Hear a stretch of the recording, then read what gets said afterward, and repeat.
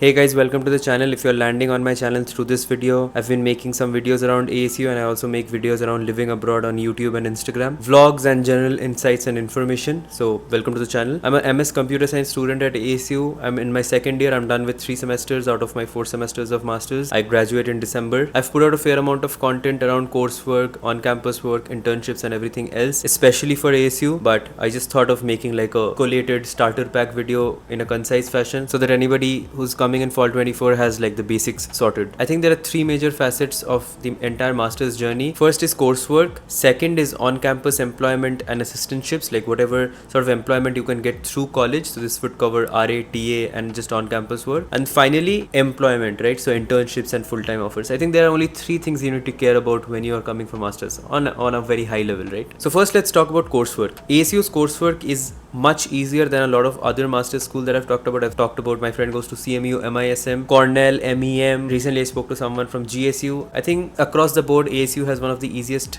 programs, which is good for a master's candidate because you're essentially, let's be honest, you're not paying for the education, you're paying for the F1 visa, right? So that you can come and work, because that's just how it is. Most people come for masters. I mean 10% people come for research and PhD. For them the academics is the major facet and it's the most important one, but for everyone else the other two are more important in some sense, because on-campus employment or TRA keeps your cost down during your education, and the third one, the actual employment, is what you're coming for, essentially why you're uprooting your life and coming to the US. So coursework in ASU for computer science, it's like 30 credits, so 10 subjects or 8 subjects plus a thesis. For different courses it's different. IT has also 30 credits, but there are slight edges in it. Like for example, with computer science you can do up to 3 internships, like you can do 1 internship and 2 co-ops, so you can get up to 33 credits. But in IT there's a catch where you can only do 2 internships. Details have to be abstracted for this video because it's beyond the scope and even I don't understand it fully. MOT is, I think, management of technology, something like that, but MOT has 33 credits, so around 33 credits, so we expect to take like 10-11 subjects. For CMT I think it's 9 subjects, 27 credits, and 3 credits is like a project, so last semester you had to just do a project, but it's roughly around 30 credits. Somewhere it could be 33 credits for all 2-year programs, generally speaking. My general insight into academics is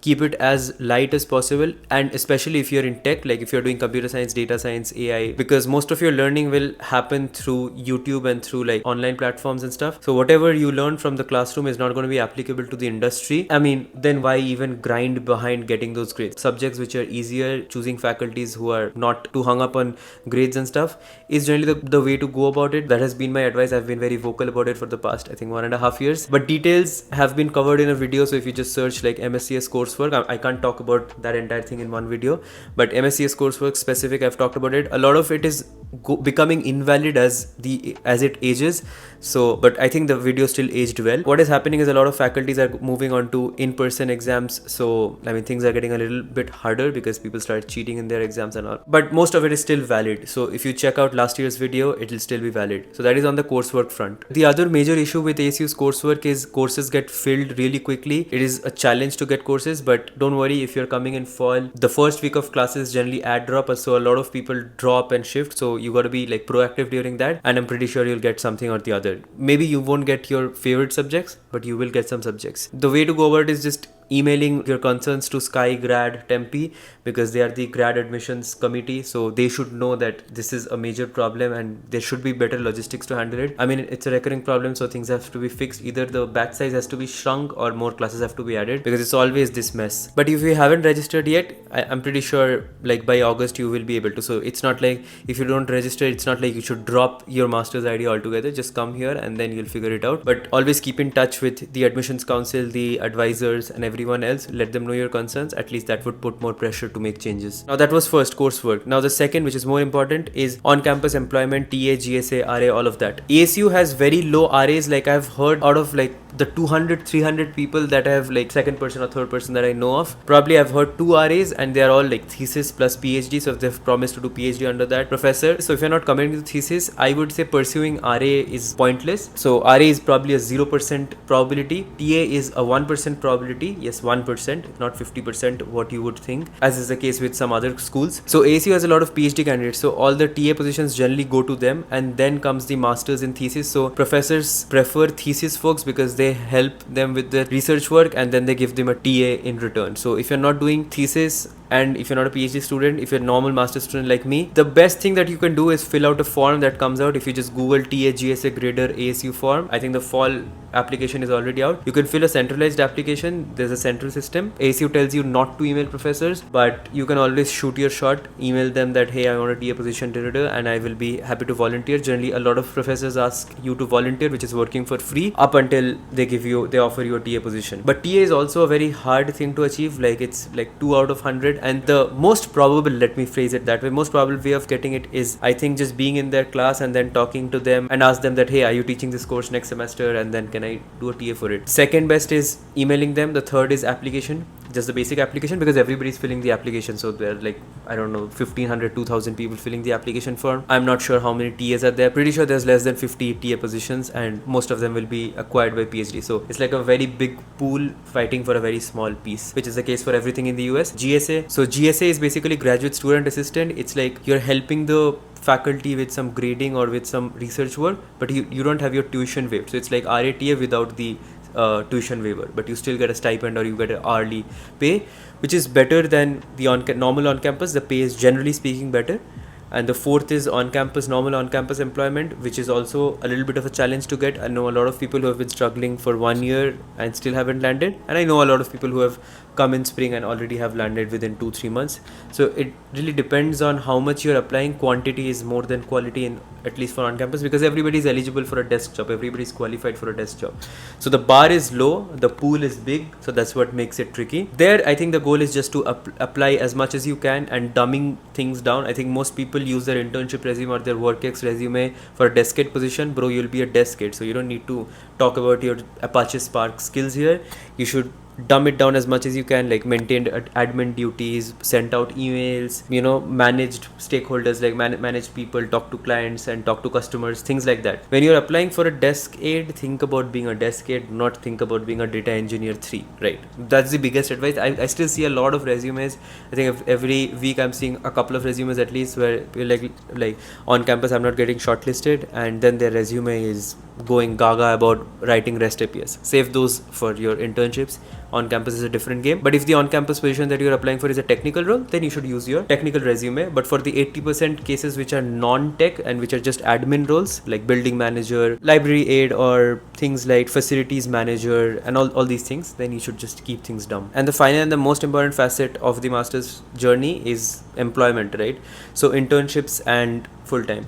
So internships start generally 1 year before. So I saw an opening of, I think Google has already opened internship, not just Google, I think a lot of other companies would have started rolling out their internships. July is when it picks up the pace. August, September, October is full-fledged every day. 10-15 internships are coming out. I personally use LinkedIn, and there is a GitHub repo by Simplify, which is very famous now. So I use these two platforms. They are more than enough. There will be 1,500 postings by the end of the year. So if you're applying for 1,500 jobs, you should be able to get at least 2, 3, 5 callbacks. That is generally the funnel. The funnel is very tight because, again, with internships and new grad positions, I feel number of international talent has increased. I think I had shared a LinkedIn post where 50,000 people used to come to the US pre-2019 for masters.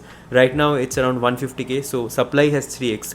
Demand has dipped by, let's say, 10% or 20%, but supply has increased by 200%. So it is never going to be as easy as it used to be pre-2019. Not everybody will land internships. Very few people will land internships. We are already seeing that data is already around 20-30% across colleges. I posted about ASU on my LinkedIn, but I talked to other people from, I think, UCI, NCSU and USC, even USC. I think that number is not more than 30%. So if you think about it, 3 out of 10 people will have internships. I think from now on, this year was the same. But I don't think it's changing, because it doesn't matter even if like layoffs stop or even if demand goes up, the supply is still like increasing by a huge margin. So it's always going to be, I think, that is shifting from quality to quantity. Even internships is becoming a quantity game. So the more you apply, the more chances of you getting a call back, because everybody's resume is almost at a certain point, it's all similar. Everybody has used AWS, everybody has used REST API, everybody is, let's say, worked with React right now. So a lot of resumes I look are exactly like the same. There is no way to filter thousands of applications for, let's say, 3 or 4 postings, 3 or 4 internship positions. Understanding this numbers game is very important. If you actually really think about it, there are like 150 or 200k people applying for jobs or applying for internships. I'm doing guesstimates here, very interesting data analytics interview questions. My assumption is master's student at any point computer science is around 50,000. I could be off, obviously, because I'm guesstimating. Positions are as low as 2-3. Bigger companies will have bigger positions like 10-20, but the pool is insanely high, so the chances of getting a callback even is very low. If you get a callback, the next step is generally just to brush up your basics, just to have solid understanding of your resume, of your projects, and lead code. Lead code is generally just for FANG and similar companies, medium companies or low level companies. I don't want to say low level, I mean in terms of their tech scale, right? So it's scale of products. They don't care about lead code that much. They will not ask you to deserialize a binary tree, but you should still be prepped for lead code, because if you get a callback from Amazon, then what do? Then there is no way you can start DSA and finish it off within 2 weeks of your interview. So you should always be at least blind 75, neat code 150. You should always be covered with that. I would say it's good if you're doing it before coming, because your Amazon callback can come in September. That's what happened last year. This year their callbacks were much later. I think February, March is when they had their callbacks. The first thumb rule is just to apply at a large scale. Nothing beats that. That is something that is non-compromisable. And the second is, I would say, making projects and making your resume better, fine-tuning your resume. And third is lead code, in terms of like hierarchies or in terms of priority. I think that's it on the employment front. This video should be live by the last week of June. Things to do if you already have an admit and if you're already coming to ASU. I think on the first facet, like on the coursework facet, you should have your subjects sorted. You should check every day if you do not have your subjects. I would say figure out what are the easy subjects. You can refer to my video, or you can refer to Rate My Professor and things like that. Keep your academic coursework as light as possible, because second and third will be more important. On the on-campus employment front, I would say start applying for on-campus jobs towards probably starting from July, because the process takes time, so that you would maximize your chances of like getting an early employment, like let's say August, September, October. The sooner you start, the better it is. You should have 2 to 3 resumes, one like dumb resume for admin roles, one tech resume, and one like let's say analyst or research based resume. 3 to 4 resumes is enough. If you are interested, you could email the professors now and you could tell them that, hey, I'm interested in volunteering for the next couple of months or 3-4 months, as long as it takes, to get a GSA position or a grader position or a TA position, things like that. Cold emails, now is a good time to start. And on the third and on the final facet, now would be an excellent time to have your resumes ready. If you're applying for multiple roles like data engineering and software engineering, you should have multiple resumes. If you're applying for data science and data analyst and data engineering, you should have multiple resumes. Basically curate your resumes nicely. They should be ready, because from next month it'll be just application, it'll be just mass applying. From July and August, there is not going to be much tailoring involved in resumes, because an internship is pretty blanket. So the job description, you won't know whether they're using Angular or they're using React. They would say like, we are doing front end and we require problem solving skills.